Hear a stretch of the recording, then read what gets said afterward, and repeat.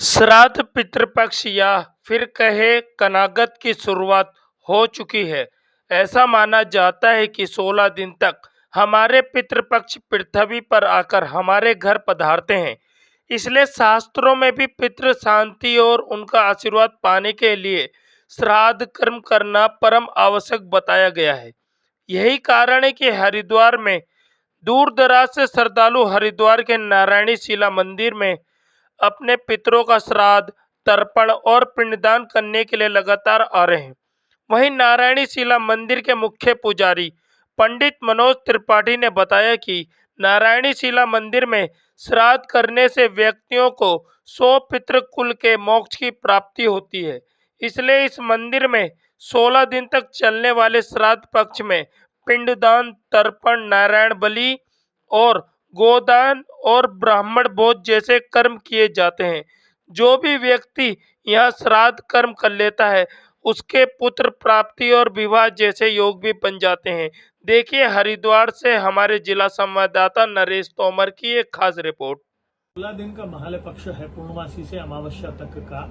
इसको हम पितृ पर्व भी कह सकते हैं, कन्नागत भी कहते हैं कई लोग, और श्राद्ध पक्ष भी कहते हैं। इस समय चंद्रमा का वो पृष्ठभाग जो अंधकारमय रहता है वो धरती के सबसे अधिक नजदीक आ जाता है। ऐसा माना जाता है कि उस पृष्ठभाग पर पितृलोक है, तो सबसे अधिक नजदीक होने के कारण पितृलोक आसानी से हमारे घर में हमारी कृतज्ञता, हमारा जो उनके प्रति भाव है, हमारा उनके प्रति जो श्रद्धा है उसको स्वीकार करने के लिए हमारे घर में पधारते हैं। हरिद्वार के नारायणी शिला के विषय में तो स्पष्ट वर्णन है, यस्तत्र कुरुते श्राद्धम श्रद्धा भक्ति समन्विता शतम मातृवंशापि पितृवंशापि शतम तथा स्वयं तारिता पितरस्तेन सत्यम न संशय।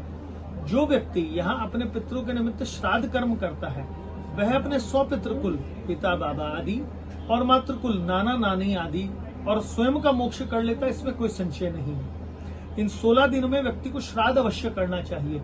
किसी कारणवश त्रुटि हो जाए, न कर पाए तो पितृदोष लगता है। इस कारण से नारायणी शिला मंदिर में आके अपने पितृदोष से मुक्ति पाया जा सकता है। और जिन लोगों को अपने घर में श्राद्ध करते हैं तो ब्राह्मण को बुलाकर बैठाकर भोजन कराना चाहिए।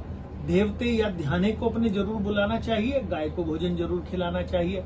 पंचबली होती है, उसमें इन 3 के अलावा विश्वदेवा को अपने ध्याने को दे सकते हैं। इसके बाद काकबली और यानी कि कौवे को, और श्वान बलि और पिप्पल आदि के यानी कि 3 चींटियां, कौवा और साथ में आपका कुत्ते को, ये 3 को जरूर देना चाहिए आपको। इस प्रकार से श्राद्ध कर्म करने से आपके पितरों की प्रसन्नता आपके ऊपर बनती है। और आप ये समझिए कि आपके जीवन में किसी प्रकार की कोई कमी भी है तो श्राद्ध कर्म करने वाले व्यक्ति के वर्ष भर के अंदर अंदर जीवन से वो कमियां दूर हो जाती हैं और पितरों के आशीर्वाद से पुत्र, पौत्र, धन, संपन्नता सब प्राप्त होती है।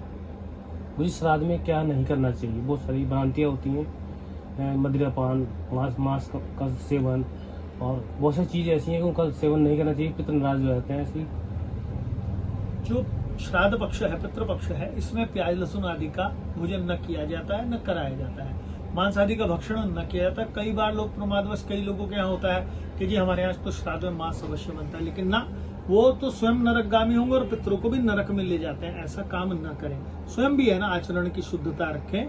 विशेष तौर पे एक बात का ध्यान रखें, किसी और के यहाँ का भी भोजन स्वयं नहीं करना चाहिए। जब आप श्राद्ध करता हो, जब आप खुद अपने घर में श्राद्ध कर रहे हो, नए वस्त्र आदि करना, घूमने फिरने जाना और किसी भी प्रकार का कोई शुभ काम जो पितृ निमित्त नहीं है उसको इस समय करने से बचना चाहिए। श्राद्ध पक्ष के बाद में नवरात्र से शुभ काम शुरू होते तब करें। ठीक है।